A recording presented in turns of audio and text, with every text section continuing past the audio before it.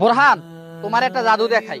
আচ্ছা বলো তো, এই বিল্ডিংটা বেশি বড় নাকি আমার হাতটা বেশি বড়? ভাই আপনি কি আমার লগে মজা করেন? আরে মজা না, তুমি কও না হাতটা বেশি বড় নাকি বিল্ডিংটা বেশি বড়। দৌড়ো ভাই, আপনার হাতের থেকে কয়েক লক্ষ গুণ বড় হইব। তুমি কচু বুঝছো, আমি এখন প্রমাণ করে দেবো এই বিল্ডিংটা থেকে আমার হাতটা বেশি বড়। কিভাবে?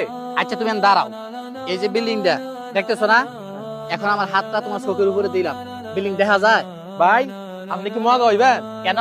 ভাই বিল্ডিং দেখা দেবো কেমনে? হাত যখন চোখের সামনে চলে আসে তখন পিছনের বড় জিনিসটাও দেখা যায়। ঠিক তেমনি ভাবে এই সামান্য পৃথিবী আমাদের চোখের সামনে চলে আসার কারণে আমরা আল্লাহ রাব্বুল আলামিনের বিশাল বিশাল জান্নাত চোখে দেখি না।